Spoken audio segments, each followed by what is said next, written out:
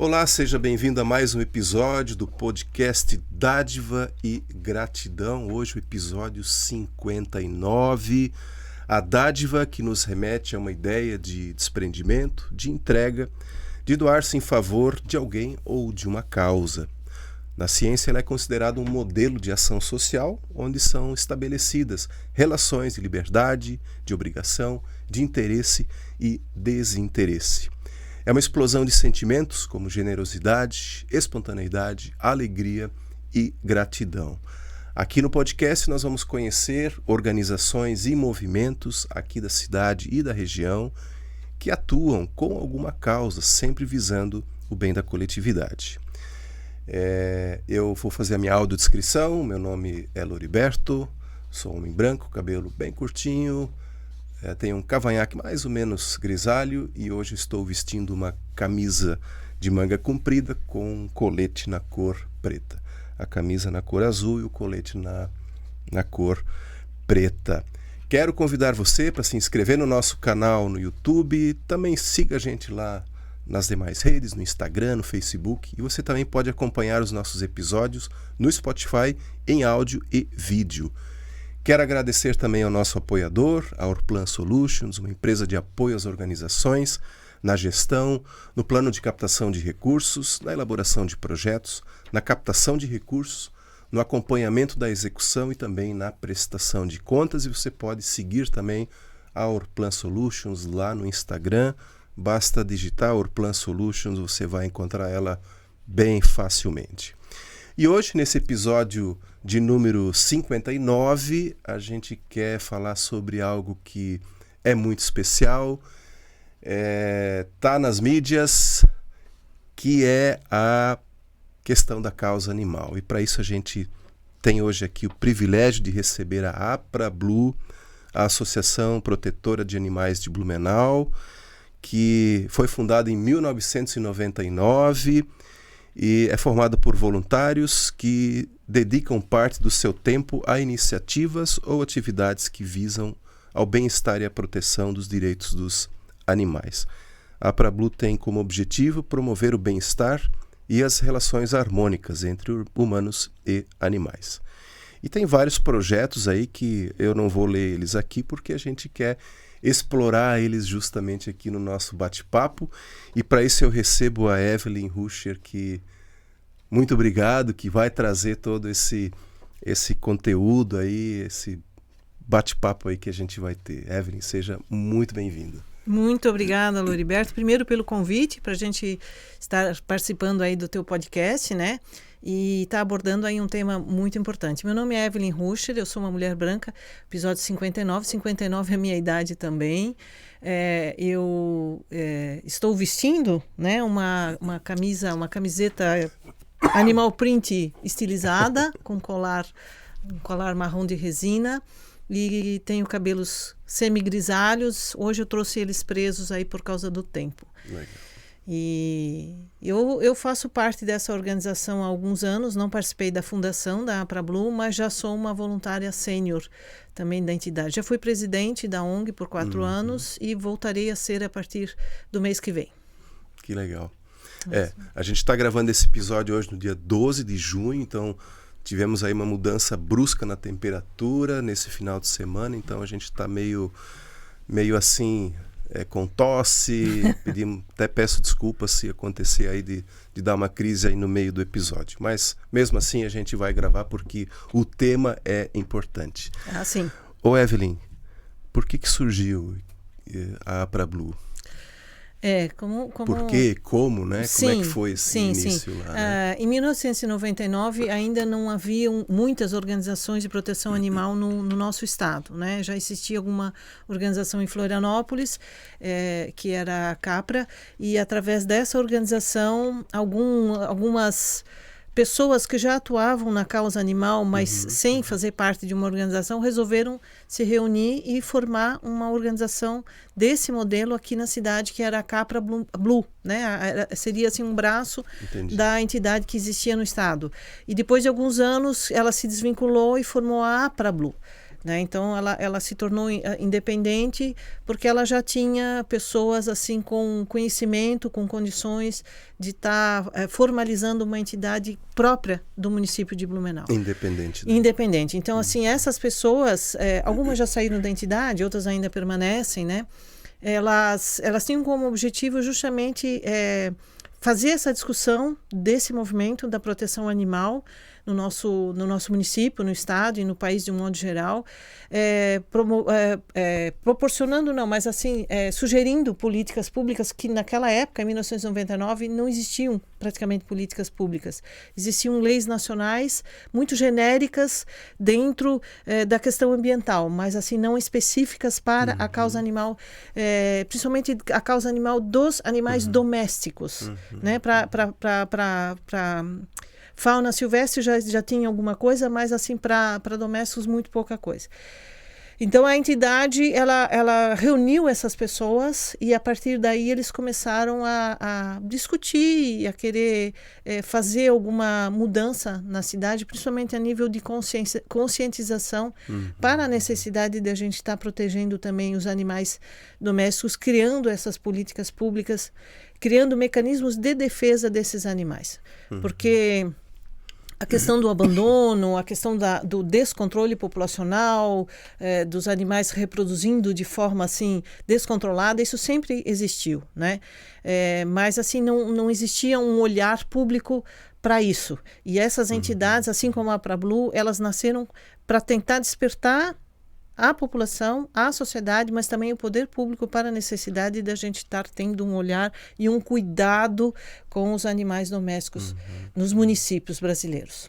Eu imagino que lá em 99 ninguém dava nem muita bola para essa questão de proteção animal. De proteção, sim, né? Sim. Inclusive, assim, as pessoas que atuavam nessa causa, hoje a gente, naquela época não tinha rede social como tinha hoje, as próprias mídias da época, TV e rádio não abriam espaço para divulgar esse trabalho, então a visão que a sociedade tinha dos protetores era de que tudo eram umas pessoas malucas, eram pessoas assim que não tinham nada para fazer na vida, né? Eram pessoas assim que tinham um tempo ocioso, tempo livre, então elas resolviam se dedicar a uma causa menor, era considerado uma causa menor.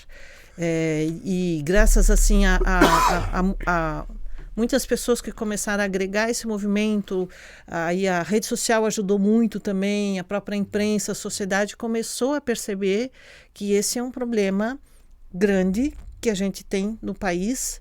Eu acho que na maioria dos países do nosso planeta a gente tem esse problema também e que a gente precisa estar tendo uma preocupação também com os nossos irmãos animais.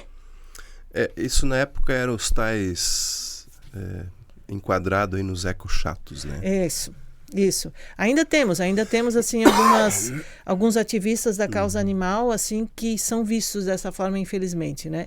É claro que existem diferentes visões e diferentes modus operandi, diferentes objetivos dentro da causa animal, claro. Mas é importante que o debate está estabelecido, né? Tanto que a gente tem hoje dentro das esferas governamentais, tanto municipal, estadual como federal, representantes da causa animal, né? Pessoas que acabam se elegendo e que acabam assim levando essa bandeira também para a discussão nesses ambientes. E através dessa discussão acabam criando as leis, as políticas públicas que são tão necessárias para que a gente possa estar promovendo a defesa também dos animais. Tinha que ter alguém que, digamos, desbravasse o caminho, ou começasse a abrir esse caminho para aquilo que a gente está vendo hoje, né? Então, assim, muitas pessoas que vieram, que nos antecederam, acabaram expondo, né, botando a cara para bater, assim, de uma forma bem vulgar falando, para que essa bandeira, ela realmente fosse reconhecida e que ela fosse levada a sério. Né? Assim, tantas outras lutas vieram antes da gente, a questão do voto feminino, né? A questão do feminismo, a questão da paridade social e outras tantas lutas importantíssimas que a gente teve. Então a gente veio nessa esteira e conseguimos também trazer a questão dos animais, dos direitos dos animais como uma discussão que a gente precisa ter. E que a gente precisa, assim, tá tendo ferramentas para fazer isso, né? Não adianta, assim, é só a nossa paixão, a gente precisa também dos caminhos, a gente precisa das leis, a gente precisa dos nossos representantes, para que a gente seja vozes, né? Para que sejamos vozes também para aqueles que não têm voz, que no caso são os animais. 24 anos, se comparar assim, lá quando iniciou o trabalho com o que tem hoje, é óbvio que já teve muito avanço, né? Sim. Mas ainda tem muita coisa para avançar. Tem. Uma das nossas fundadoras, a Bárbara, ela começou a trabalhar na causa animal por causa da farra do boi. Ela já era uma ativista na questão da luta contra a farra do boi no litoral catarinense, antes de formar a PraBlue. E através dessa luta, desse movimento, que ela conheceu outros ativistas. Naquela época não se chamava ativista, mas hoje seriam vistos como ativistas, né?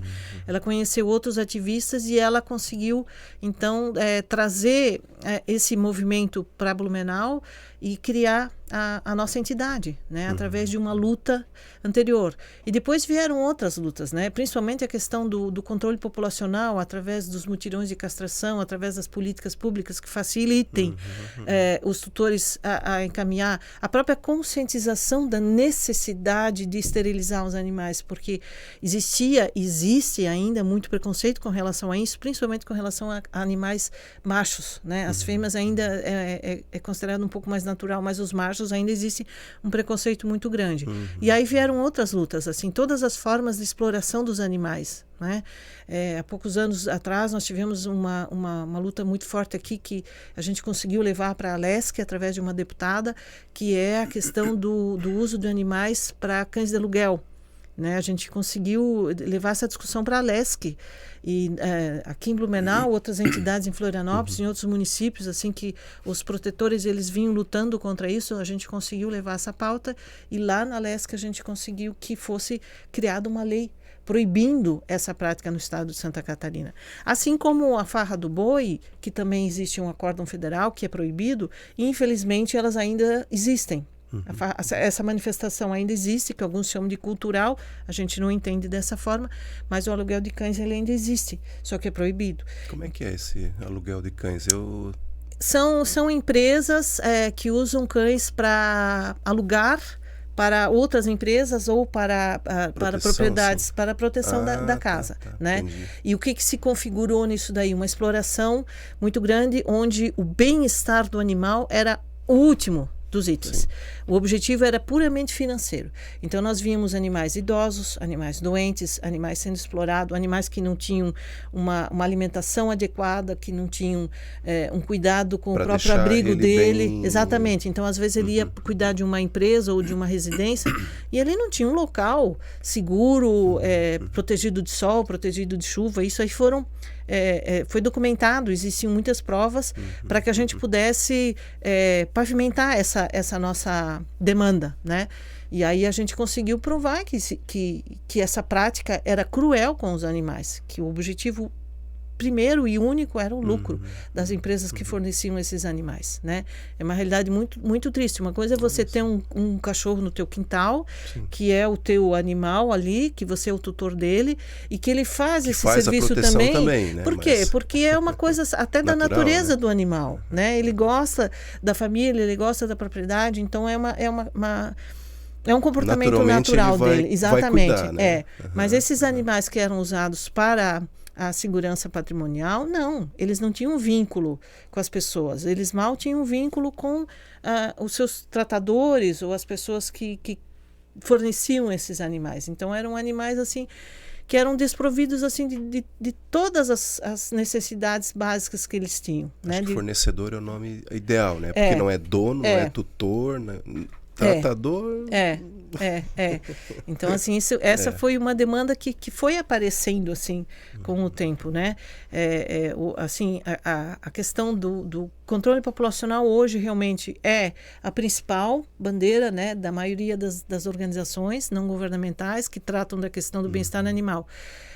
Porque, infelizmente, eles continuam se reproduzindo e uma coisa muito interessante que a gente observa dentro da proteção é que existe uma falsa ideia de que são os animais em situação de rua que se reproduzem e que provocam o excessivo número de animais abandonados. Não é. O que causa isso são os animais domiciliados, ou seja, os animais que têm casa, que têm família, que têm tutor, que não são castrados e que cruzam, se reproduzem, e aí as ninhadas, entre aspas, indesejadas pela família, né, acabam indo parar nas ruas, porque elas não têm adoção para todo mundo. Não tem família que possa adotar todos esses animais. Então, muitas vezes, eles são abandonados em agropecuárias para doação, ou são abandonados nos quintais de outras pessoas, ou são largados por aí na rua mesmo, nos lixões, nos cantão da cidade, nos locais mais ermos, né? Então, assim, aí é que aparece esse grande número de animais abandonados. Fora, imagino que também deve acontecer, fora aqueles que são sacrificados, né? Sim. Que sim. Não, acabo nem... Sim. Entrando na estatística. Isso aí antigamente... mas antigamente a gente não via tantos animais. Não via porque existia essa prática, né? Geralmente, assim, as fêmeas, quando elas pariam, a família já eliminava uma parte daquela ninhada, deixava só um ou dois, né? Mas a reprodução, ela continuava, porque não existia a esterilização de animais. Não era a medicina veterinária ainda não trabalhava tanto isso, e não era uma coisa que a família achava que era importante, ou nem considerava, nem pensava que isso era necessário. Hoje em dia, isso é uma coisa assim que não é... É absolutamente repreensível, né? A gente não pode mais aceitar esse tipo de situação como um controle populacional. Hoje nós temos, assim, a medicina veterinária, o acesso à medicina veterinária ainda é muito difícil para muitas famílias, né? Porque, assim, é tudo muito caro. Um atendimento, um procedimento cirúrgico, medicação, né, uma alimentação um pouco mais rica para o animal também, tudo isso é muito caro. Então, tem uma camada muito grande da população que não tem acesso a isso. Mas existem, em contrapartida, iniciativas das entidades não governamentais e de alguns municípios, vou dar um exemplo disso, que promovem alguns mutirões de castração, ou a preço social, né? Hoje a gente tem organizações específicas que têm aqueles ônibus ou aquelas carretas que eles chamam, que são... consultórios, né? São clínicas veterinárias montadas e que vão até os municípios, vão até os bairros para facilitar o acesso desses animais que vivem em comunidades assim de baixa renda, para que eles possam ser esterilizados. Aqui a gente tem visto volta e meia, né? Sim, nós temos outras organizações. A Prablu não trabalha especificamente com isso, a gente trabalha de outra forma. Mas nós temos organizações que trazem esses caminhões para cá, para fazer que chamam de castração social, que ela não é de graça, mas ela é um preço mais acessível, mais barato, e que facilita muito o acesso dessa camada da população para esse procedimento. E nós temos também, desde o ano passado, um grande mutirão de castração aqui em Blumenau, que todos os meses a prefeitura está trazendo uma dessas carretas, e tem os seus critérios, né, critérios socioeconômicos para isso, porque ela é aberta à população, mas ela visa a população de baixa renda, justamente essa que não pode levar para uma clínica particular, por exemplo, né? Isso é muito importante para nossa causa animal, até para nós organizações, porque, assim, castração, eu acho que castração, esterilização, 90% do recurso que a gente tem vai para isso, para essa finalidade, para esterilizar os animais que estão sob a guarda dos nossos voluntários, que são os protetores. Então, a gente tendo esse serviço através do governo municipal, então, assim, o nosso recurso já vai para outro tipo de procedimento, aqueles procedimentos mais complexos, por exemplo, traumas, animais atropelados, animais que se envolverem em briga, né? Ou existe muita doença dermatológica, oncológica, existem uma série de enfermidades e doenças, assim, que requerem um investimento maior em cima daquele animal. Um investimento que muitas organizações não têm como fazer, como buscar esse recurso. Por quê? Porque o objetivo principal era justamente promover a esterilização, o controle populacional desses animais. Aí, assim, a gente pensa assim, esses movimentos dessas campanhas de castração, quer sejam gratuitas, quer sejam sociais, são importantes, sim. Mas também é importante a gente lutar, e essa é uma bandeira da maioria das organizações também, por um atendimento veterinário público, através de hospitais veterinários públicos como a gente tem muito poucos no país. Nós temos algumas escolas de medicina veterinária que elas já fazem esse trabalho para a população, até como uma experiência didática, né? Até como uma necessidade didática para que os seus alunos possam fazer a prática daquele conhecimento que eles aprenderam. E daí eles facilitam também a população a estar fazendo esse encaminhamento desses animais que necessitam de algum atendimento. Mas nem sempre encaixa com a necessidade. Às vezes a escola ela tá trabalhando um tipo de atendimento e o animal está precisando de outro. E naquele momento a escola não está fornecendo. Então o tutor é obrigado a buscar um atendimento privado, um atendimento particular. E isso acaba gerando um custo muito, muito alto. A população humana ela tem acesso ao SUS, que tem lá suas limitações, as suas dificuldades. A gente espera que haja um fortalecimento do SUS novamente, mas assim, a gente tem acesso, mas tem. Então, assim, quando a gente fica doente, a gente pode ir num posto de saúde, a gente pode ir num AG, a gente pode buscar esse tipo de atendimento médico.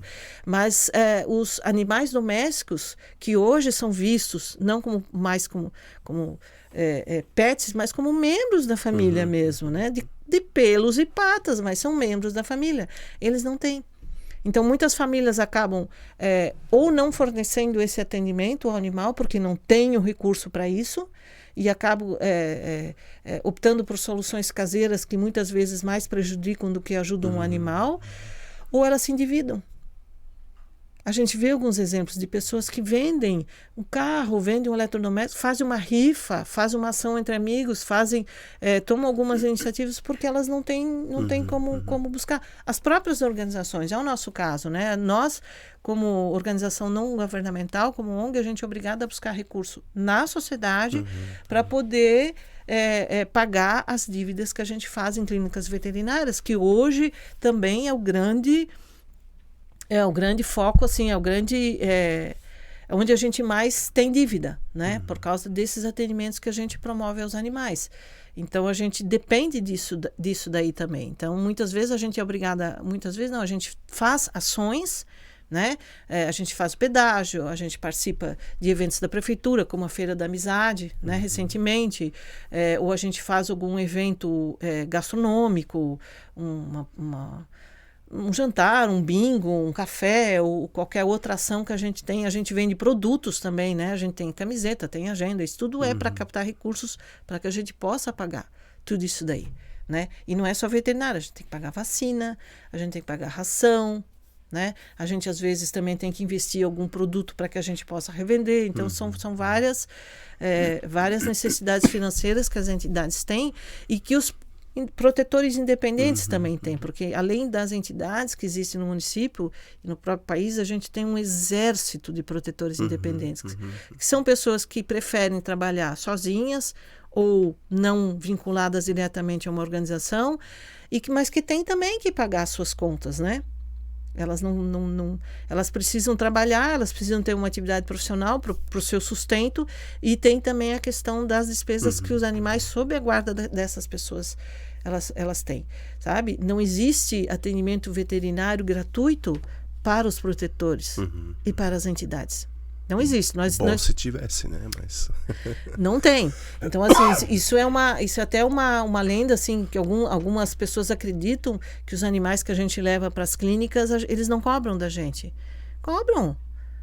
E tem que cobrar mesmo as clínicas. As clínicas também têm despesas, têm folha de pagamento, têm suas contas, seus compromissos financeiros. Óbvio que eles não podem fazer o atendimento gratuito. Nós temos algumas clínicas parceiras que elas facilitam o pagamento, ou que elas dão desconto, ou que elas cobram um valor diferenciado para a entidade. Mas o próprio Conselho de Medicina Veterinária tem lá suas tabelas também, que eles precisam respeitar, né? Sabe? Eles não podem também também praticar qualquer preço que fira os próprios princípios do conselho deles, né? Sim, então sim. A gente tem a responsabilidade profissional nesse então caso. A gente né? tem também muita despesa que a gente precisa honrar, né? A gente ganha doações, ganhamos, mas a maioria, eu acredito que 90% das nossas despesas, elas são cobradas e a gente precisa honrar esses compromissos, né? E nesse sentido, a nossa entidade, assim, eu tenho muito orgulho de falar isso, assim, nós sempre honramos os nossos compromissos. Nós não somos uma entidade que fica devendo ou que deixa de pagar, muito pelo contrário, assim, uma preocupação. A gente hoje tem, dentro do nosso quadro diretor, assim, um departamento financeiro muito forte, né? É muito alinhado, que vive nos falando, olha, nós temos isso em caixa, nós temos isso para pagar, nós temos aquele outro, então segura. Então é muito comum, assim, em determinadas épocas do ano, a gente segurar determinados atendimentos por causa disso. Óbvio, existem situações em que a gente é obrigado a fazer o socorro àquele animal, mas tem situações que a gente vai segurando até que o nosso caixa esteja saudável novamente. Mas não pense assim que eu contribuo com a conta de luz, ou eu contribuo com doação através da conta bancária e tal, mas assim, é muito suor que tem por trás disso, do nosso corpo de voluntários, sabe? São muitas ações, são muitas atividades, então alguns voluntários, eles dispõem de um pouco mais de tempo, um pouco mais de energia, outros não, depende também né, das suas atividades pessoais, familiares, profissionais, assim, porque a gente também tem a nossa vida também, né? Embora alguns possam se dedicar um pouco mais, os outros um pouco menos, mas é assim que as coisas acontecem, né? Tem seres humanos dentro dessas organizações. Ô Evelyn, eu vi no site que vocês deixam lá bem em destaque, assim, que vocês não são canil, assim, abrigo, Sim, né? Isso.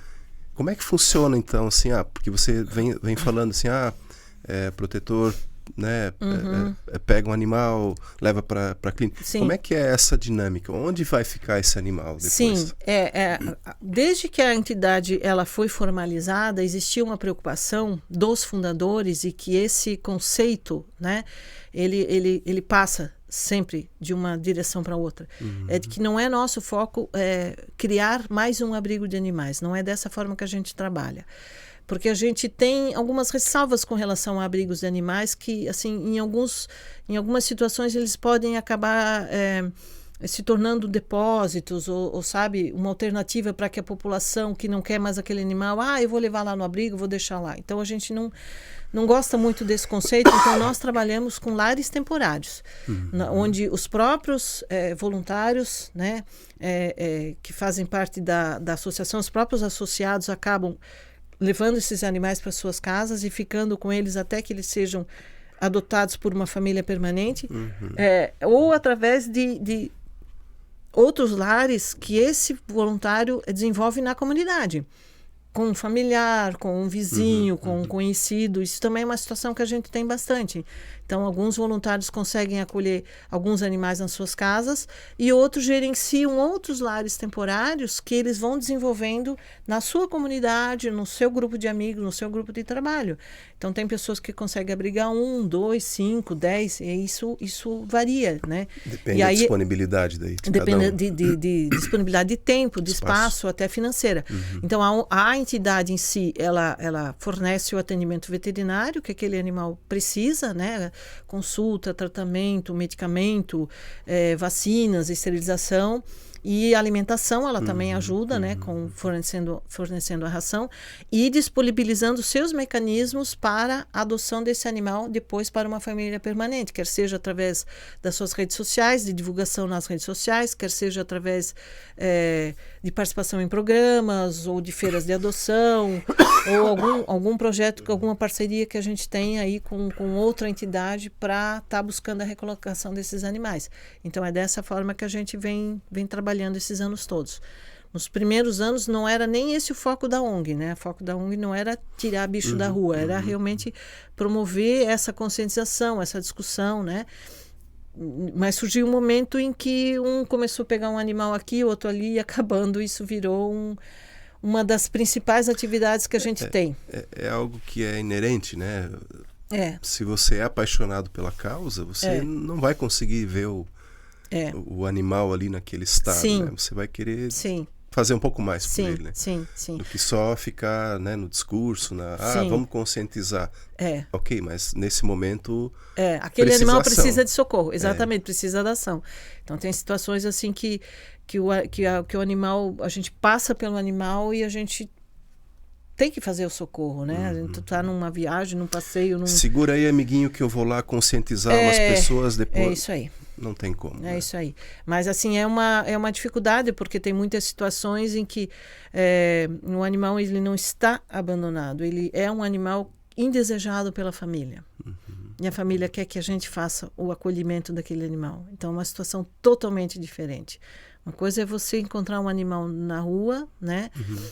Numa situação de sofrimento, uma situação de dor, onde ele está machucado, ou ele está em perigo de risco de morte, inclusive. Então, esse é um acolhimento que o protetor precisa fazer. Outra coisa é aquele teu vizinho, aquele teu colega, aquele teu familiar, que tem um animal. Eles estão brigando, eu não quero mais, eu vou me mudar, vocês têm que pegar o animal. Isso é uma situação totalmente diferente. Aí é que entra a parte da conscienciação, da educação da pessoa para a posse, a guarda responsável daquele animal, que isso hoje é um conceito que nem todo mundo sabe como que funciona, da responsabilidade que aquela pessoa tem com aquele animal. A partir do momento que ela acolheu, ele faz parte da família, a responsabilidade é dela. Se ela não pode mais ficar ou manter aquele animal, ela não pode esperar ou exigir que uma entidade ou um protetor assuma a responsabilidade. Não é assim que funciona.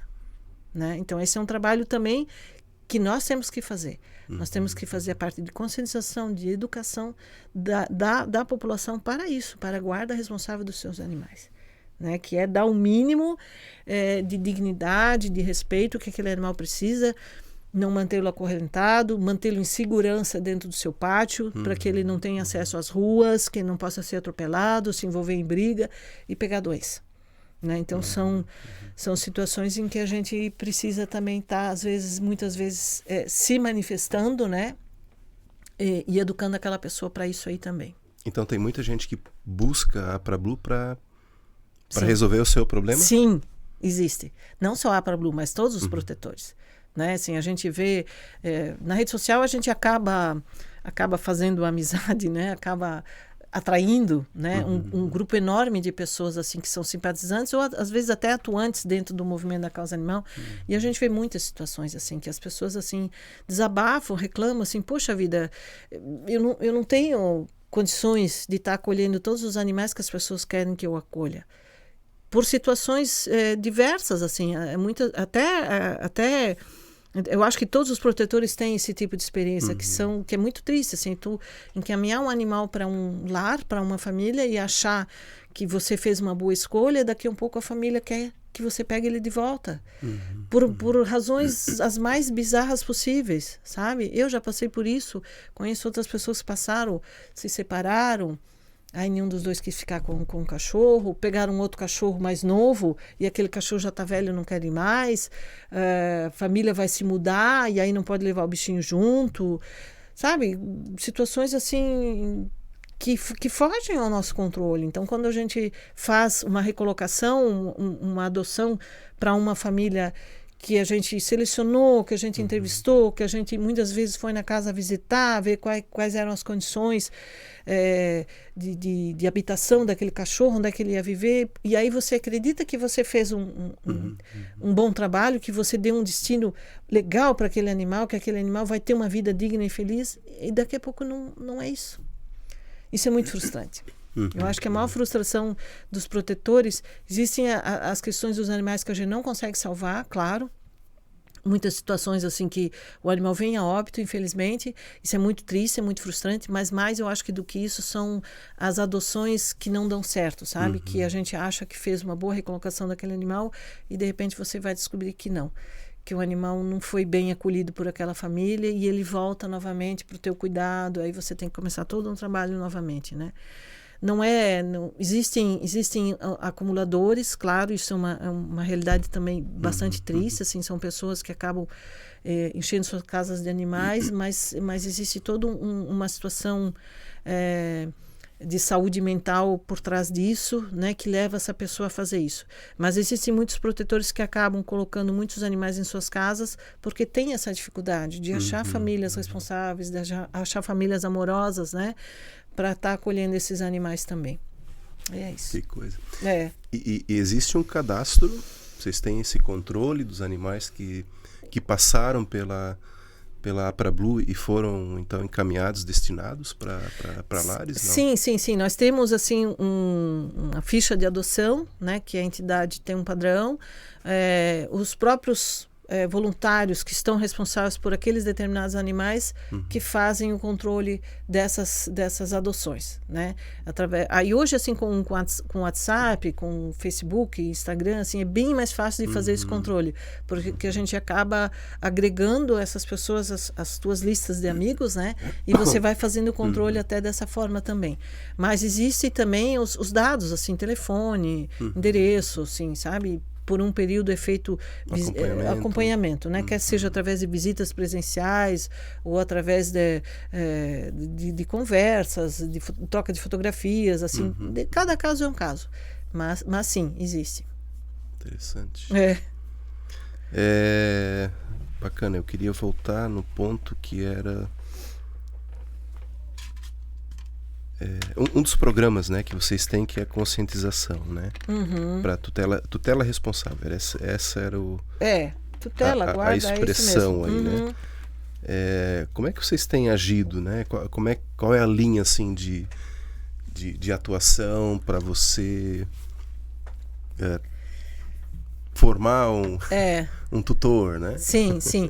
Nós tínhamos há uns anos atrás um programa de palestras nas escolas, nas organizações, até em empresas. A gente chegou aí algumas vezes também, onde a gente tinha todo um material, né, com filmes, né, com estatísticas, com informações, onde a gente podia estar levando esse tema para essas entidades, para essas escolas. É muito legal trabalhar com crianças, por exemplo, né, idade pré-escolar, os primeiros anos, assim, para a gente estar levando também a importância disso. E é muito interessante que no decorrer dos anos a gente percebeu assim que existia uma evolução no conhecimento, né?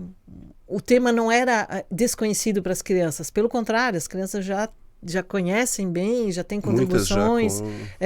Muitas famílias já tinham adotado animais, inclusive com a nossa entidade e tal. Então, isso era uma coisa muito prazerosa.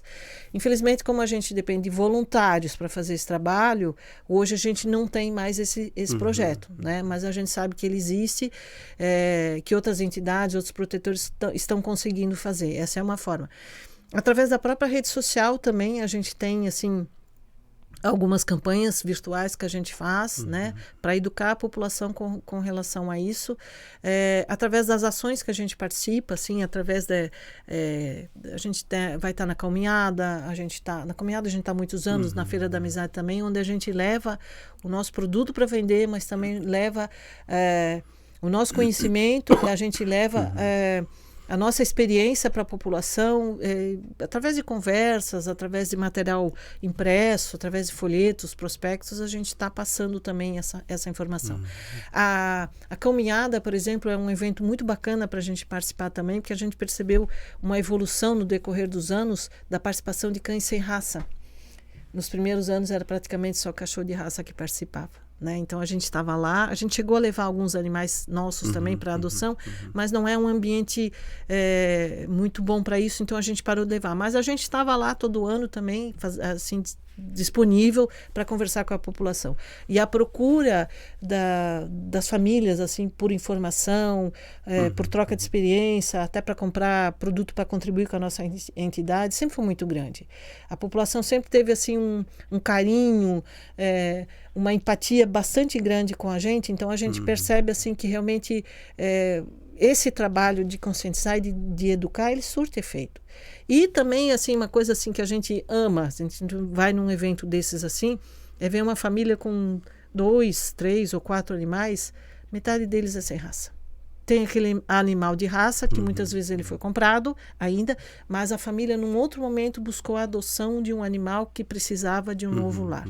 Então, ela buscou através de uma entidade, através de um protetor, ou a própria família acabou fazendo esse resgate e esse acolhimento, né? Viu o animal ali na rua, na sua rua, no seu portão e acolheu. Então, isso é muito legal, isso é muito bom, porque a gente vê assim que houve um despertar da sociedade para esse cuidado, para essa necessidade também. Então, é bem legal essa evolução nesse sentido, né? Que legal. Lá no site vocês têm também, agora não lembro se é no site e no Face... No Instagram. Ou no Instagram, mas vocês têm lá os... acho que é no site. Vocês têm lá separado, assim, né? Cães para adoção. Ah, sim. E aí a pessoa pode... dar uma olhadinha, né? Ver quais estão. Né? A gente divulga os animais para adoção em todas as mídias que a gente tem. Facebook, o Instagram e o site. O site, ele é organizado de uma forma um pouco diferente, assim. Existem cães, existem gatos, né? Machos, fêmeas, por idade, às vezes também cães mais idosos e cães filhotes, cães mais jovens, e também os animais com necessidades especiais. São as adoções especiais que a gente chama, que são os animais idosos, os animais que têm alguma doença crônica, autoimune, doença de pele, principalmente, assim, que precisa de um cuidado, de uma medicação, mas são animais aptos para adoção, só que a família precisa estar consciente de que ela vai precisar fornecer também esse cuidado veterinário. Animais amputados, muitos deles de 3 patas, animais sem olho, animais que têm sofreram, né? Que hoje eles já estão dentro das suas possibilidades de saúde atendidas, mas que vão precisar de uma adoção especial, ou seja, uma família que tenha um recurso, que tenha paciência, que tenha condições de estar fornecendo para aquele animal, né? Às vezes até um fim de vida, no caso dos animais idosos, né? Os animais com alguma doença crônica, assim, um lar, um finalzinho de vida, assim, feliz, digno, né? Respeitoso e amoroso. Então, é dessa forma que a gente organiza, assim, as nossas adoções. A gente faz também algumas feiras, a gente fez um tempo em shopping centers também, né? Hoje a gente está com um trabalho com a Pets aqui em Blumenau, com um projeto de adoção de animais que eles têm. A gente deve estar realizando uma dia 24, agora esse mês, dia 24, a gente deve estar fazendo uma feira de adoção lá, de animais adultos. Eles disponibilizam aquele o Pet Place, né? Aquele espaço gramado, cercado, para a gente ficar com os animais. E dentro da loja também tem 2 baias, a gente pode estar circulando com animais. A gente já fez uma feira no mês passado e esse mês a gente deve estar fazendo a segunda feira com eles também, né? E toda oportunidade que a gente tiver e que for dentro de alguns padrões de segurança e conforto para os animais, a gente está levando os animais.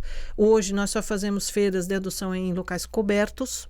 Antigamente a gente fazia em local aberto, hoje a gente não faz mais, onde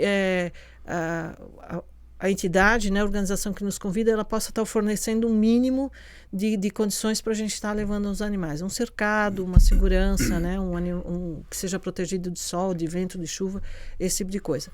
A gente já fez muita feira assim, em estacionamento de supermercado, não fazemos mais, né, por causa do ar, do ambiente, do barulho, da própria poluição atmosférica. Isso é muito, muito ruim para os animais e para os próprios voluntários. Então, a gente evita de fazer esse tipo de feira. Assim, a gente criou um padrão um pouco mais alto, mas visando o conforto dos animais e dos voluntários que estão lá, né? Um tempo atrás, assim, a Prablu foi a primeira organização que começou a fazer feiras de adoção aqui na cidade. Então teve uma época que a gente conseguia fazer 2 feiras por mês e o nível de adoção era um pouco mais alto, mas é que assim a gente estava ainda testando alguns formatos e a gente viu que esse formato assim não era muito bom, não era muito saudável, né? Era produtivo no sentido das adoções, mas não era confortável assim para a logística era muito complicada, sabe? Levar material nos carros, e levar cerca, levar... Os próprios animais, né? Os próprios animais, exatamente. Então, a gente está evitando esse tipo, até porque a gente tem trabalhado muito mais as adoções via redes sociais, né? Outro tipo de divulgação, do que através da própria feira. Então, através da rede social, tem sempre lá o contato do protetor que está responsável, porque a ONG em si não tem um contato. O nosso contato é através do Instagram ou através do nosso endereço eletrônico, do nosso e-mail. A gente não tem um telefone de contato. Mas cada animal tem um protetor, um humano responsável por ele. E esse contato é disponibilizado nos anúncios desses animais. Então, o contato do potencial adotante com o protetor é direto. Ele não passa por algum escritório ou algum outro telefone. Então, a gente já faz esse contato direto, né? No caso das feiras, quem é o responsável ali pelo animal naquele momento, né? Sim. Isso tem o nome também? É guarda, tutela... guarda responsável. Não? Sim, aí é o lar temporário que a gente fala. Isso. Aí o protetor que é responsável por aquele lar, ele sempre está presente na feira em que o animal é levado. Ele precisa levar, né? Sim, ele precisa levar. Então, ou as pessoas que gostaram daquele animal, que tem interesse em adoção, ele conversa direto com aquele que está responsável pela guarda daquele animal, com aquele voluntário, com aquele protetor, e vai trocar as informações, né? O protetor vai falar do animal, da situação de saúde, da situação comportamental dele, das necessidades que aquele animal tem. Mas também ele vai ter informações das famílias que querem adotar, né? Como é que é o lar, quantas pessoas, se já tem outros animais, em que condições ele vai viver, para ver se tem compatibilidade, né? Entre o animal e aquele lar. Às vezes a família gosta do cachorro porque ele é bonito, porque tem o tamanho que ele quer, mas a nível, por exemplo, de idade, o comportamento não combina, não dá certo, né? Um cachorro mais calmo para uma família mais ativa, ou um cachorro muito bagunceiro para uma família mais calma, não dá certo, a gente sabe disso, né? O cachorro vai ser devolvido. Em algum momento vai dar problema. Em algum momento vai dar problema e o cachorro vai ser devolvido. Então, não é o cachorro que vai devolver a família, né? E não é isso que a gente busca, né? A gente busca realmente quando um animal seja adotado, que seja permanente, que ele faça parte daquela família para o resto da vida dele, né? E que ele receba uma vida boa, né? Até o final da vida dele. O conceito de lar temporário é muito bacana, né? Porque o animal ele não fica lá no abrigo, né? Eu estava pensando justamente na questão assim, também para o ser humano, né? Existem os lares acolhedores, né? Daquelas crianças em adoção. Sim, isso aí. Que ficam em algum espaço, né? É isso mesmo. Por um tempo até que ela vá para a família definitiva, né? O que acontece muito com essa experiência de lar temporário, já aconteceu comigo, já aconteceu acho que com muita gente. Fica falhar. Um temporário definitivo, permanente? Um temporário permanente. Acontece. Ou porque a gente acaba se apaixonando pelo bichinho, ou porque os processos de adoção que ele vem passando não dão certo, a gente não consegue achar uma família, né? Ou porque ele foi doado e devolvido 1, 2, 3 vezes e a gente acaba ficando tão frustrado com isso que chega, não dou mais, agora tu ficas aqui. E aí isso é um risco muito grande, tanto que tem pessoas que sempre falam para mim, eu não tenho condições de fazer lar temporário porque eu não teria coragem de colocar um animal dentro da minha casa e depois doar para uma outra família.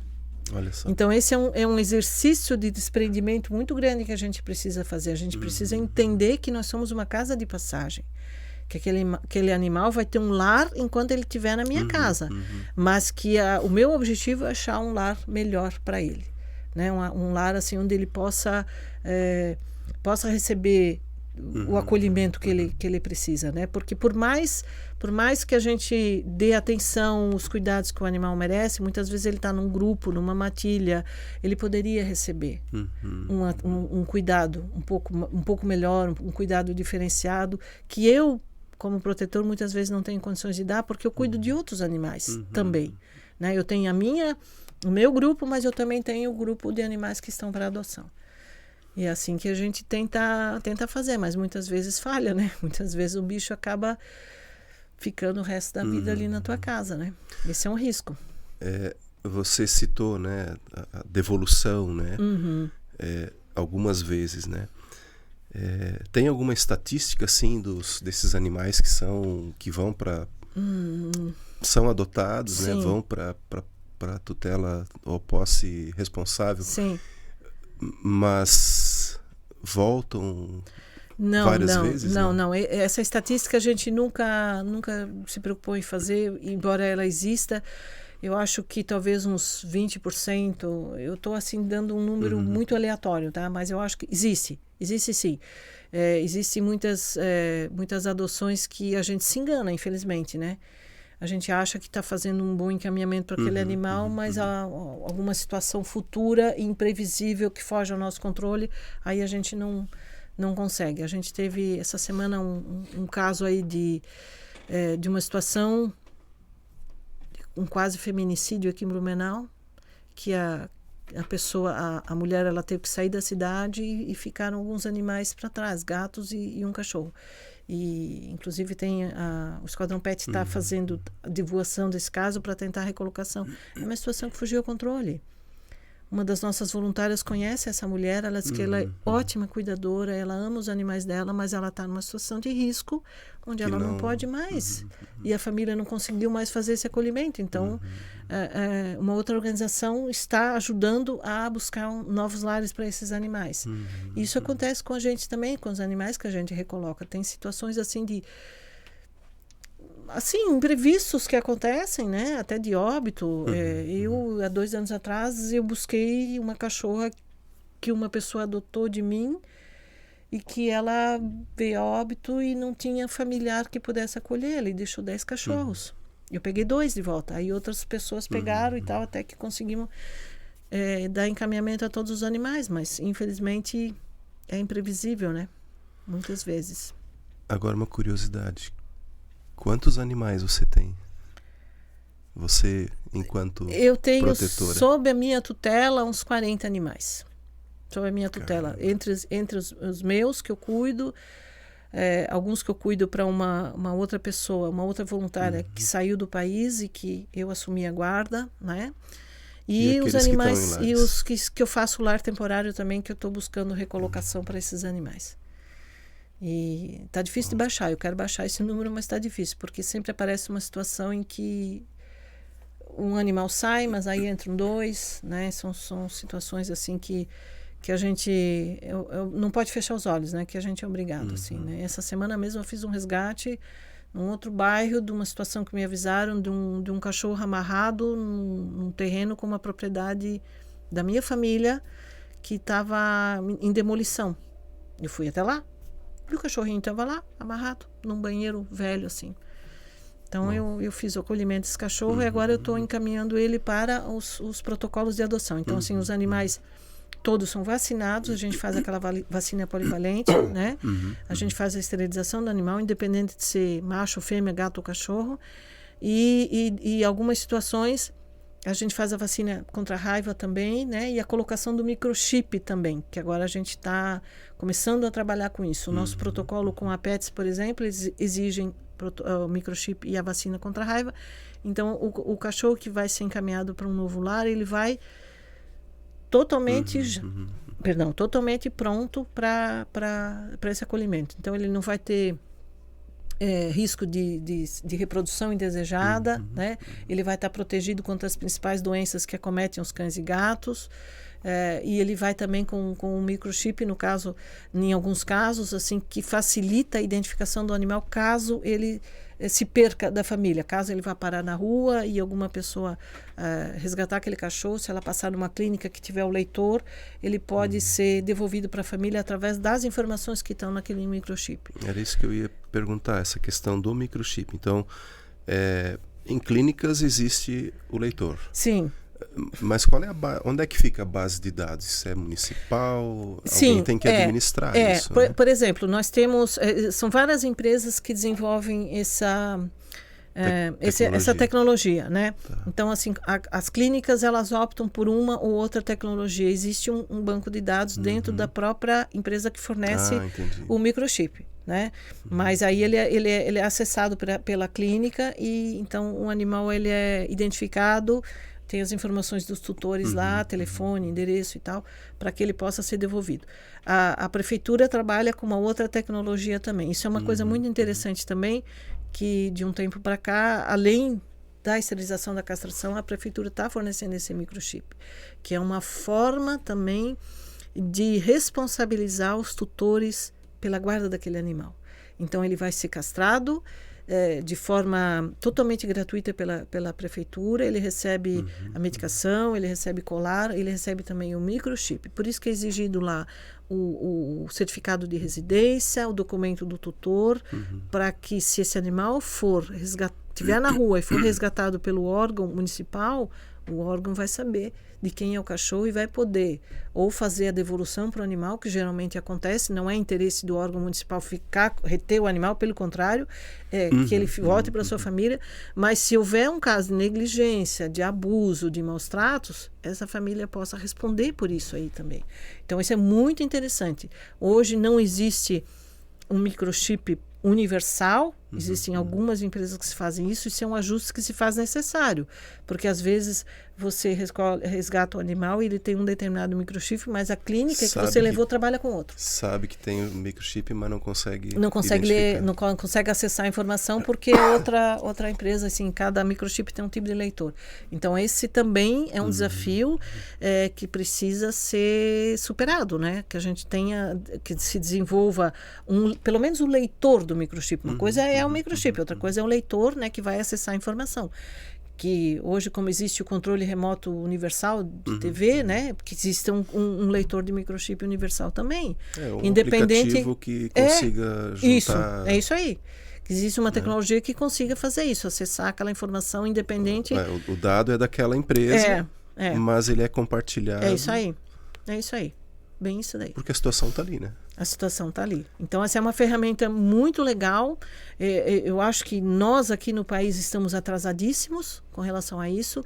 A gente vê, principalmente no hemisfério norte, países europeus, a própria Estados Unidos e Canadá, assim, que essa tecnologia já existe há muito tempo e que eles levam muito a sério essa questão do abandono ou do animal que está errante na rua, né? Para devolver um animal. Então, assim, eu adoro assistir esse tipo de programa, claro. Que a gente vê, assim, essas organizações maiores, né, mais antigas, a SPCA e outras afins lá no hemisfério norte. A primeira coisa que eles fazem é passar o leitor para ver se tem microchip. Se tem microchip, metade do problema está resolvido. Agora vamos atrás dos tutores. Se não tem, aí é outro pepino. Então facilita bastante a gente nesse sentido, sim. Se você tirar um animal da rua, você pode fazer isso. Você pode ir numa clínica, ou você pode até, hoje aqui, o CEPREAD, né, pedir para fazer a leitura lá, ver se o animal está microchipado e se tiver, facilita a devolução para a família. É bem legal. Tem um movimento muito, muito forte, eu percebo assim que está crescendo muito, que é o Cadeia para Maus Tratos. Sim. Né, que aqui no estado é encabeçado pelo delegado Egídio, né?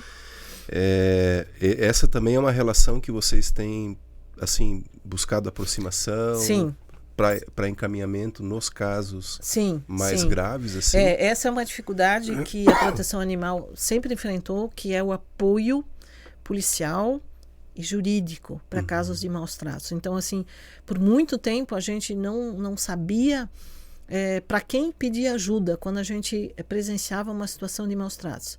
Houve épocas que não existia ainda o órgão municipal, a gente ainda não tem uma delegacia especializada, mas hoje a gente já tem policiais civis que gostam da causa e que se empenham nisso. O delegado Egídio é um desses representantes, onde a gente pode buscar apoio dessas pessoas. Mas houve época que a gente ia atender denúncias de maus tratos, eu, civil, mulher, eu ia com outra como voluntária ver uma situação de maus tratos. Era assim uma coisa perigosíssima que a gente fazia, mas era assim em face a não fazer nada e fazer alguma coisa, a gente acabava muitas vezes nos colocando em risco para isso. Hoje não é mais necessário a gente se colocar em risco. Muitas vezes a gente não tem a resposta rápida ou eficaz ou eficiente como nós gostaríamos que fosse, né? Nós gostaríamos, assim, por exemplo, isso sempre foi uma coisa assim que eu busquei assim muito, assim, por exemplo, que a violência contra um animal ela tivesse no mesmo nível de uma violência doméstica. Porque o animal doméstico, o animal que é domiciliado, ele é um membro daquela família. Então, se ele sofreu violência, eu gostaria que a Polícia Militar e a Polícia Civil tivessem o mesmo empenho em socorrer, né, e fazer todos os procedimentos policiais necessários num caso desses. Guardadas as proporções, um animal é um animal, um ser humano é um ser humano, mas a partir do momento que ele está na tua casa, ele faz parte da tua família. E existe assim já estudos, já existe literatura pertinente com relação a isso, que mostra a relação da violência do animal com a violência contra a mulher, da violência contra a criança, da violência contra o idoso. Isso tudo relacionado. É relacionado. Então, se você presenciar uma situação de violência contra um animal, pode ficar de olho. Muito provavelmente você vai constatar violência contra um vulnerável naquela família. Ou contra a mulher, ou contra o idoso, ou contra uma criança, ou contra uma pessoa deficiente, que quer que seja, mas muito provavelmente. E também a questão da violência serial, né? Do serial killer, do violento serial. Então, assim, normalmente a psicopatia se manifesta primeiro contra um animal. Aí a pessoa vai aumentando os seus alvos, vai diferenciando até que ela chega num ser humano. Então, hoje, isso tem estudos que comprovam isso aí, tem profissionais dessa área de saúde mental que comprovam isso, assim, de que um agressor de um outro ser humano, de um agressor contumaz, geralmente ele tem um histórico de violência contra um animal na sua casa ou na rua, que gosta de fazer tortura, que gosta de atropelar, de dar tiro, de esfaquear. Sim. É complicadíssimo. Nós tivemos um caso recente aí em Blumenau, daquele cidadão, né, que invadiu lá a creche, que ele tinha um histórico de violência contra um familiar e contra um animal da família. Eu conversei com o veterinário que atendeu o cachorro e ele falou da situação. Eu disse, pois é. Então o alerta não apareceu ali. Quando ele agride um familiar, quando ele agride um animal, meu Deus, isso aí já é uma baita de uma luz vermelha.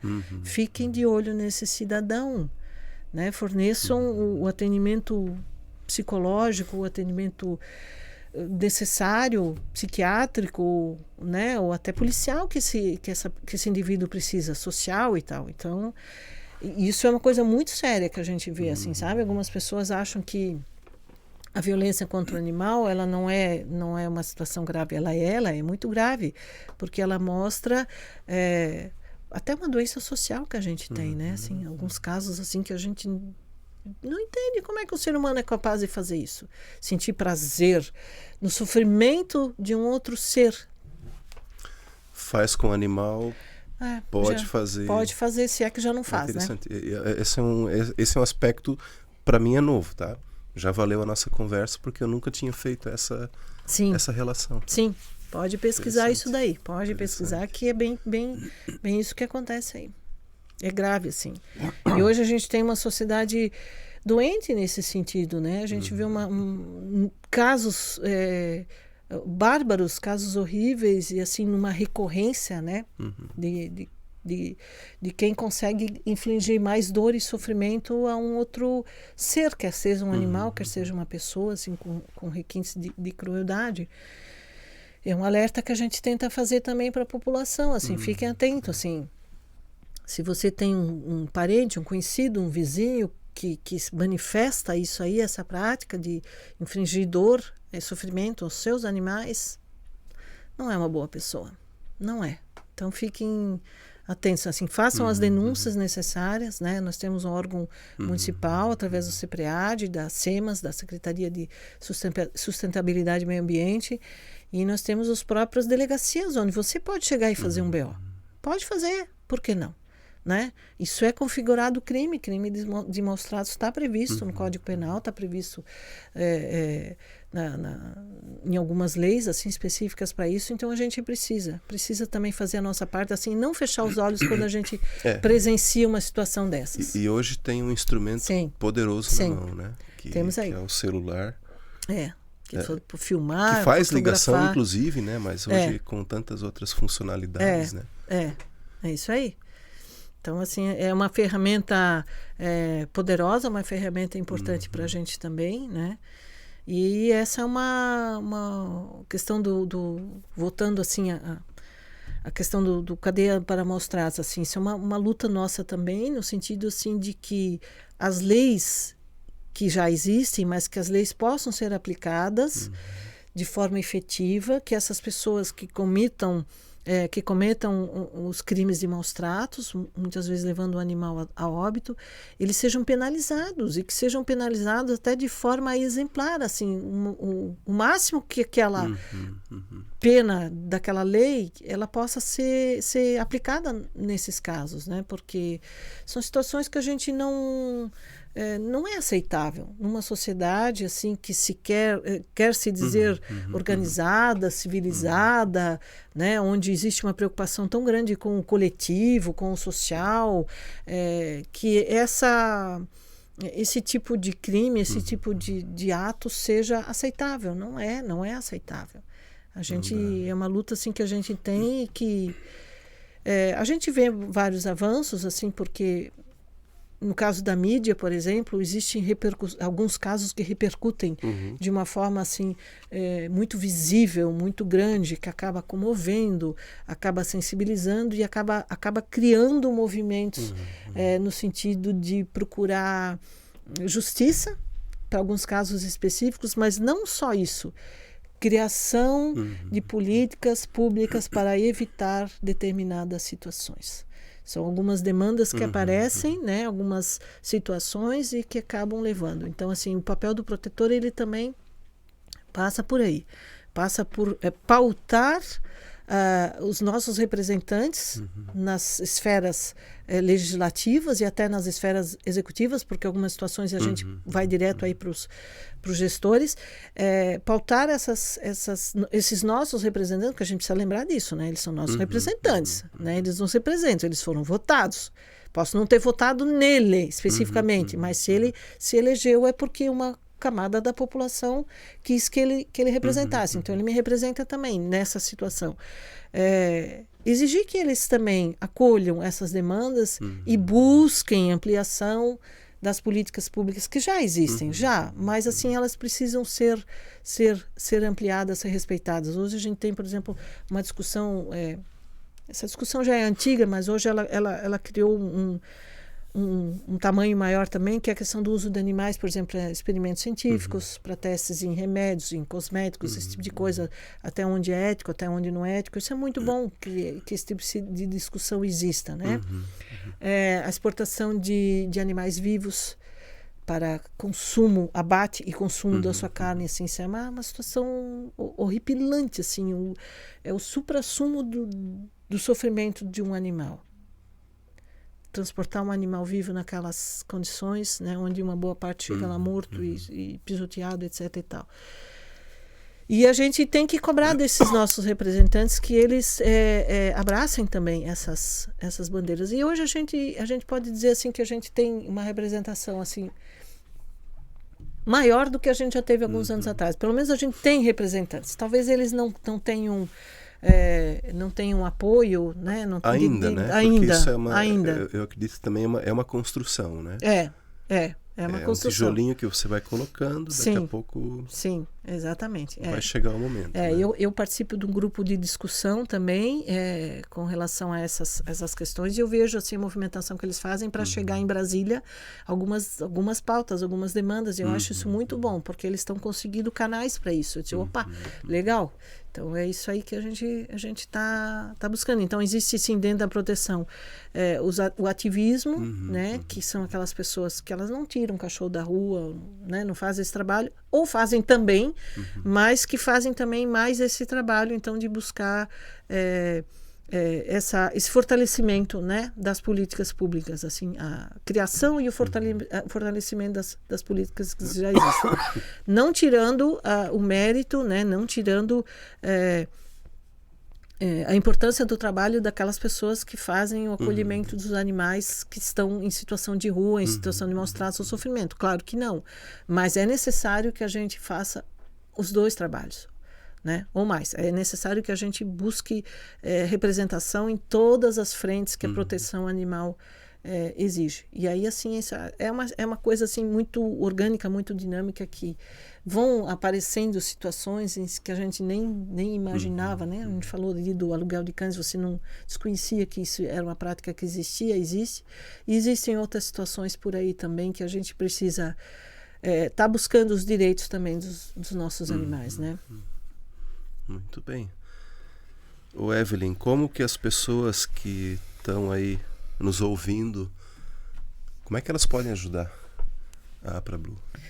Eu acho que como é que elas podem ajudar as entidades e os protetores? Assim, a APRA-Blue especificamente, a gente tem alguns canais de recepção de doações, né? Hoje a gente tem 2 contas bancárias, a gente trabalha com o Banco do Brasil e ViaCred, a gente sempre divulga as contas nas nossas redes sociais, então quem quiser fazer uma doação direta pode fazer um depósito, um Pix, bem tranquilo para a gente. Vai encontrar nas redes sociais. Nas redes sociais, tem essas informações, tanto no site... A gente pode colocar depois aqui na descrição do vídeo, sim, a gente também pode disponibilizar. Isso a gente tem através da Celesc a possibilidade de fazer o desconto direto na conta de luz, então a gente tem um formulário específico para a gente, a pessoa entrando em contato, a gente encaminha e orienta ela como fazer, então ela descreve lá qual é do valor mensal que ela quer contribuir. Ela pode começar assim com 1, 2, 5, 10, o valor que ela achar que é importante, prestigiando a nossa participação em eventos, porque quando a gente vai no evento, a gente sempre vai com a nossa loja vendendo camiseta, vendendo agenda, vendendo adesivo, rifas também, contribuindo, comprando bilhetinhos das nossas rifas, porque a gente faz também, a gente não lançou ainda no segundo semestre, mas vamos fazer as rifas. A gente tem também algumas campanhas de apadrinhamento, que são casos específicos de alguns animais que a gente acolhe, que precisam de ajuda para pagar a conta, então a gente coloca lá quanto vai custar a castração, a vacina, um procedimento cirúrgico, alimentação, e a pessoa pode fazer um Pix também, específico para aquele animal, também é uma forma de contribuir.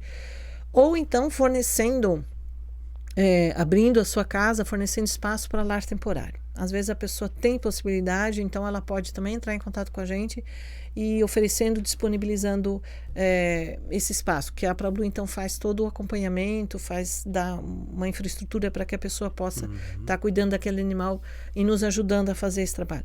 O próprio acolhimento do animal de rua, ele está ajudando muito o protetor. Né? O animal que a pessoa da comunidade tira da rua já é um animal a menos que vai cair nas costas de uma organização ou de um protetor.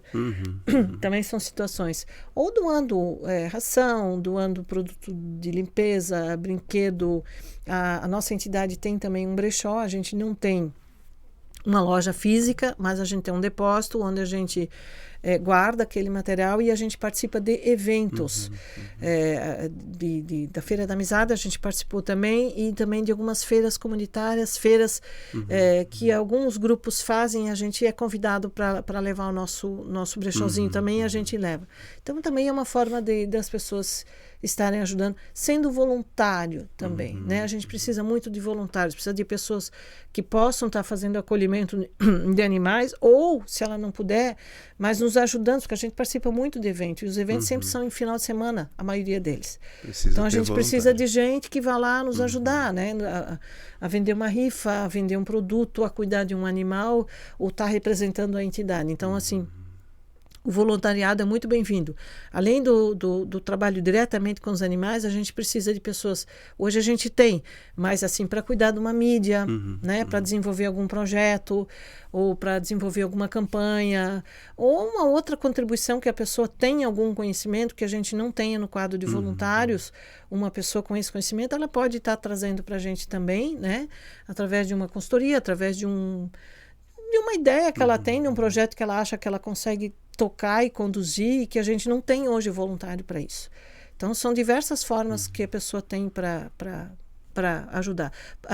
Apadrinhando ou um animal ou um protetor, né? Às vezes aquele protetor precisa de uma ajuda também regular, com com vacina, com castração, a entidade fornece, mas com vacina ou com alimentação, ou até indo lá, lavando um canil, dando banho num cachorro, levando um cachorro para passear, assim, sabe? São diversas formas assim, que se a pessoa quiser contribuir, ela vai encontrar uma atividade, um trabalho, alguma coisa que ela se encaixe e que ela possa ser útil também dentro do trabalho que a gente desenvolve. E pode ser associado também? E pode ser associado também, claro. É isso aí. Aí vai ganhar crachazinho, vai ganhar avental. Aí, ó. É isso aí. Só que assim, é um trabalho voluntário, não remunerado. A nossa organização não tem funcionários, né? Somos todos voluntários. Então a gente trabalha dentro da nossa disponibilidade de tempo, assim, até familiar, assim, tem situações assim que a gente não consegue levar para quem mora com o pai, mora com a mãe, mora com os irmãos, né? Não tem como levar o animal para casa.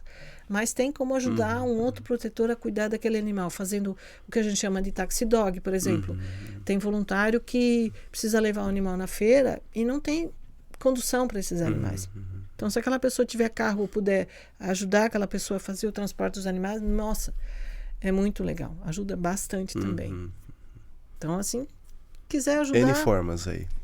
Dá para contribuir com muita coisa. E se não souber exatamente o que fazer, certamente alguém dentro da APRA-Blue vai encontrar aí o... Nós nos reunimos, né? Agora nós somos antes pandemia, pós-pandemia. Antes da pandemia a gente se reunia todo mês. Não foi mais possível. Então a gente tentou algumas reuniões virtuais e a gente retomou ano passado as reuniões presenciais, mas não mais mensais. Certo. Então a gente conseguiu fazer umas 3 reuniões no ano passado. Esse ano a gente já fez umas 2 também. Então assim a gente vai formatar novamente um protocolo de reuniões presenciais. Então assim, a gente convida a pessoa a participar da reunião para conhecer os membros, né, os voluntários, para conhecer os projetos que a gente está trabalhando, a nossa forma de trabalhar, a filosofia da entidade, convida para ser voluntário nos eventos, e se a pessoa tiver alguma identidade com o trabalho, com a organização e com as pessoas, ela é convidada a ser um voluntário atuante, né, do tempo que ela tiver disponibilidade. A gente tem uma menina que ela entrou na ONG o ano passado, acho que ela já ajudou no pedágio, e ela começou esse ano mais formalmente a participar das ações do pedágio. Ela mora em Gaspar, na divisa. Ela não, lá em Gaspar, infelizmente, a entidade fechou, a que tinha lá, por falta de voluntários, infelizmente, em alguns outros problemas lá. Então ela buscou a APRA-Blue porque ela queria ajudar, ela queria fazer parte de uma organização. Lá ela fazia parte também? Eu acho que lá ela ainda não fazia formalmente, mas ela queria ajudar. Então ela nos procurou e começou a participar. A partir do mês que vem ela vai fazer parte da diretoria. Olha aí. Nós a convidamos, né, para um cargo dentro da diretoria, justamente pela contribuição, né, que ela vinha dando, pelo destaque que ela teve em relação a outras pessoas da entidade. Não, vem cá, queremos você na diretoria porque a gente gosta das tuas ideias e queremos que você faça parte e contribua não só com as tuas ações, mas com as tuas ideias. E ela aceitou. Então a gente tem buscado também assim pessoas jovens, né, jovens de idade, mas também pessoas novas dentro da entidade, com todo o respeito que nós, os veteranos precisamos também, claro, mas sempre ideias novas, né, energia nova, isso tudo é muito bom. Isso enriquece a ONG. Até para a gente discutir assim, qual é o papel que a nossa entidade quer ter na sociedade blumenauense daqui para frente. Queremos continuar fazendo a mesma coisa? Queremos atuar de uma forma diferente? Nesses anos todos, nesses mais de 20 anos que a ONG vem atuando, assim, a gente já teve assim, diversas experiências, tivemos assim, diversos caminhos que a gente tomou, alguns a gente seguiu, alguns a gente recuou, mas assim, da mesma forma a gente quer ser uma entidade que se renova, uma entidade que busca novas formas de luta, novas formas de atuação, novas bandeiras, né? Isso muito de acordo com muito de acordo com o quadro que a gente tem, né? Com as ideias, com as pessoas, com o engajamento também, né? Porque o voluntariado, diferente de uma organização que não é, né? Que não é voluntária, assim, né? Que é empregadora de pessoas, a gente nem sempre consegue estabelecer algumas metas, estabelecer traçar alguns caminhos se a gente não tiver pessoas voluntárias para conduzir os projetos. E a gente tem uma diretoria, claro, mas nem tudo a diretoria consegue fazer. A gente precisa de pessoas que também estejam aptas e dispostas a levar o projeto para frente, né? Porque são projetos, às vezes, de médio e longo prazo, projetos permanentes, né? Então, a questão da castração, por exemplo, a gente não trabalha com mutirões de castração, como outras entidades. Primeiro, porque tem outras entidades fazendo, então a gente não quer ser mais uma. A gente deixa essas entidades que estão fazendo muito bem esse trabalho, né? Continuar com esse projeto. A gente tem já há muitos anos um cupom de castração, que algumas clínicas em Blumenau, elas fazem um preço diferenciado através daquele cupom. Então, elas dão desconto na castração de animais sem raça, é só para vira-lata, e varia de 30%, 40%, 50% no valor. Então, é a nossa forma de contribuir também para facilitar o acesso a esse procedimento, né? Esterilização de animal. Então, esse é um projeto antigo que a gente tem, que a gente ainda segue trabalhando. E apoiando também, né? Importante é isso, assim, sabe? Toda a iniciativa que venha de outras entidades, no sentido de abrir esses projetos, de facilitar, de educar, de conscientizar, a gente super aplaude, assim, a gente super apoia, né? A gente vai estar, agora, dia 25, o Esquadrão Pet vai estar fazendo aí uma pastelada, um Arraial Pet, lá na Rivage, das 11 às 19 ou das 11 às 18, por aí. Fica, né, lá já na o convite, né? Fica o convite, quiser. Porque eles fazem o mesmo trabalho que a gente, assim, né? Só que numa proporção um pouquinho menor. E eles têm dívidas para pagar, eles têm contas para pagar. E eles estão convidando outras entidades, outros protetores para participar através da venda de produtos. E nós estaremos lá com as nossas camisetas, os nossos adesivos também, apoiando a entidade dela, né?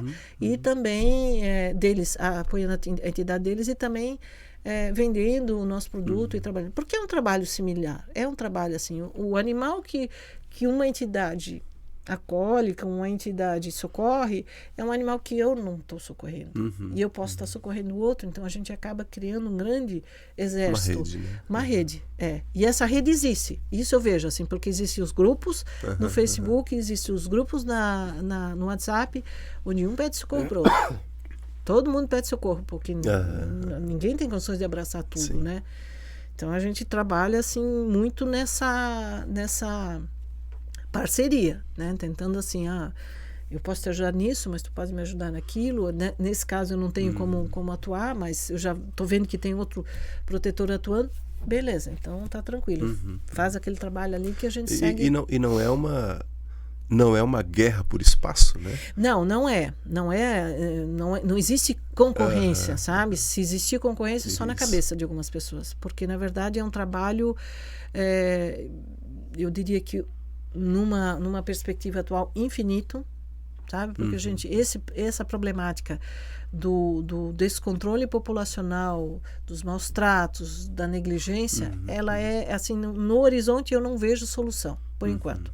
Eu vejo algumas medidas paliativas, eu vejo algumas medidas educativas, mas assim, tem espaço para todo mundo, sabe? Óbvio que existem algumas divergências no sentido de conduzir determinado trabalho de uma forma ou de outra. Claro, isso é normal, isso existe. Abrigo, não abrigo, lar temporário.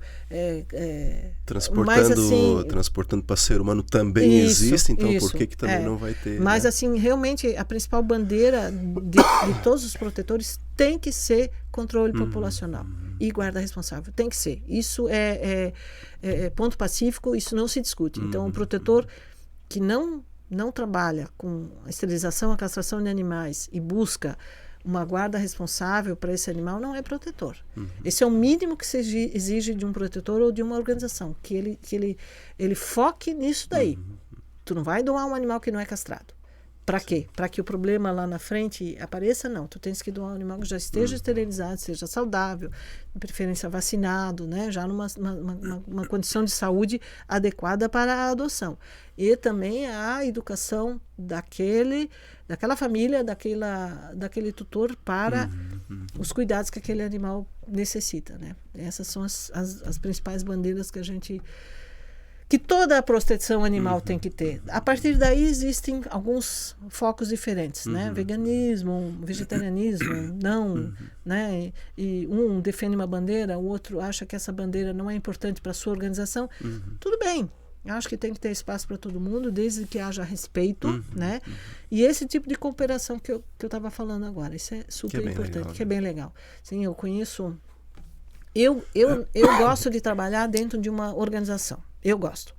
Acho interessante que a gente tenha protocolos, que a gente tenha normas, que a gente tenha regras, como é o caso da APRA-Blue. Tem gente que não gosta, tem gente que gosta de trabalhar individualmente. Ou até formar um grupo de trabalho, mas que não configura uma organização formal. E prefere trabalhar assim. Nós já tivemos várias pessoas que nós convidamos para participar da APRA-Blue e não se identificaram com a nossa forma de trabalhar. Não tem problema, né? Assim como assim conheço determinadas conheço um número grande assim de protetores independentes que eu admiro muito a forma de trabalhar. Gostaria que viessem participar da APRA-Blue, mas eu entendo e respeito que eles não querem, que eles preferem trabalhar sozinhos.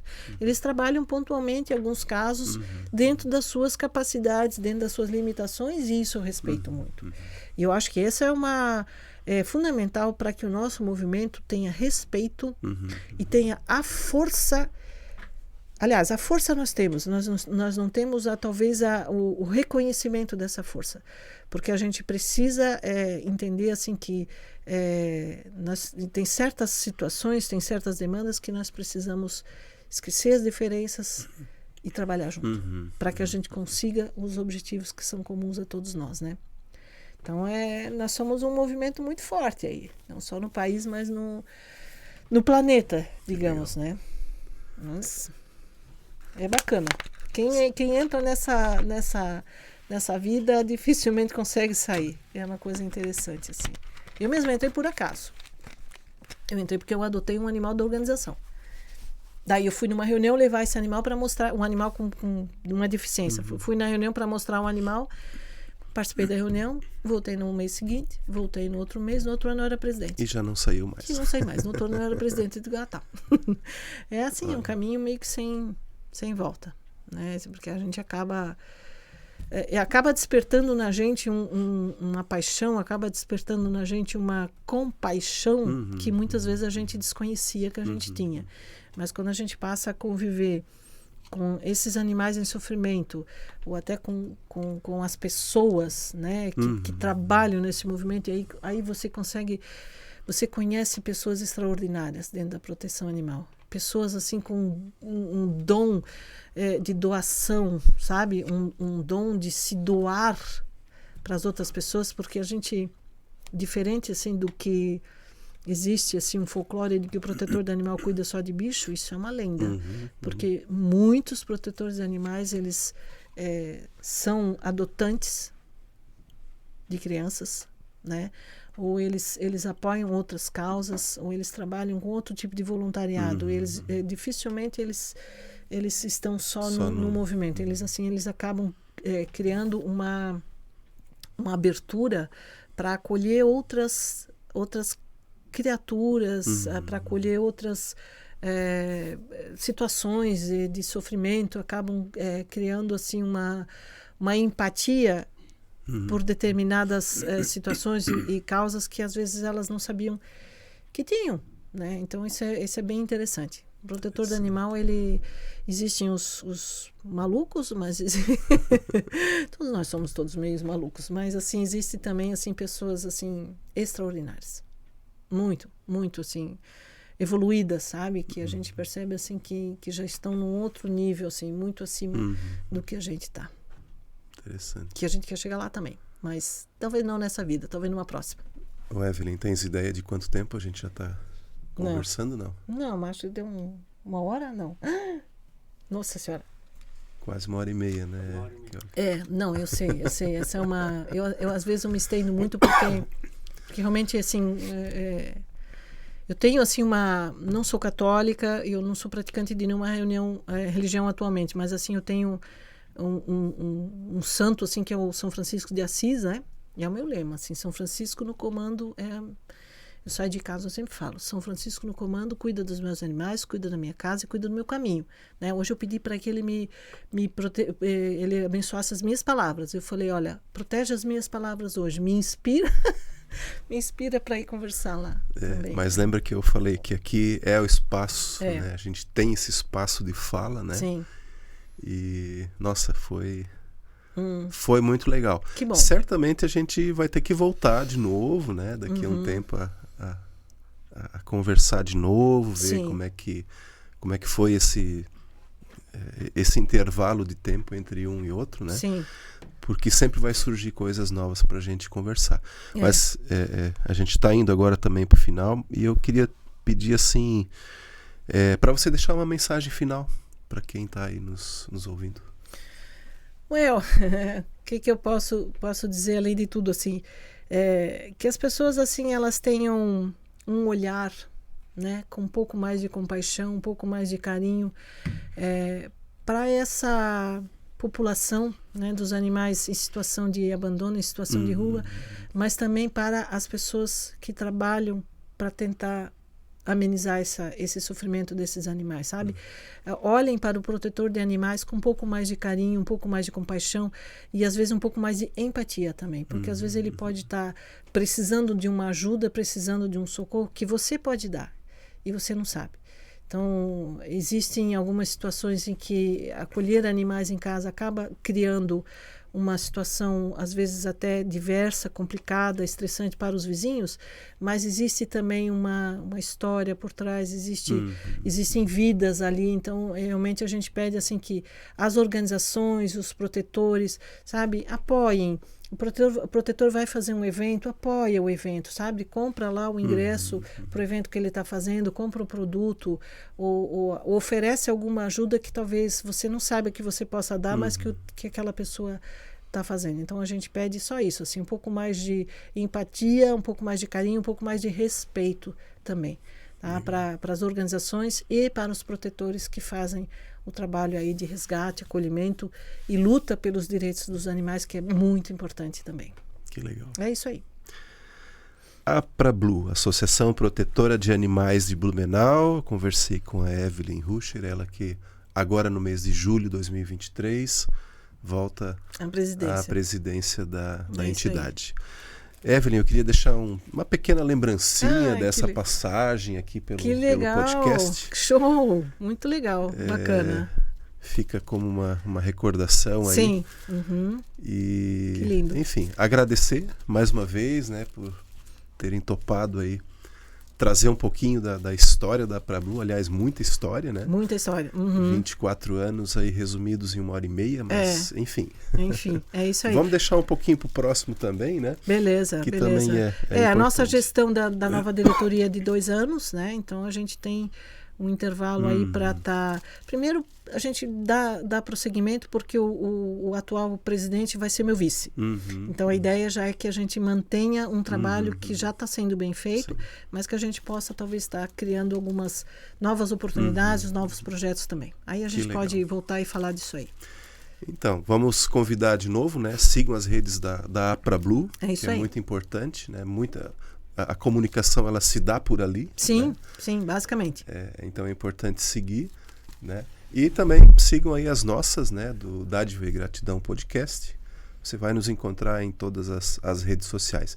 Não deixa de compartilhar esse vídeo para que ele chegue também a um número bem grande de pessoas para conhecerem também o trabalho da APRABLU. Tchau, gente. Até a próxima. Valeu.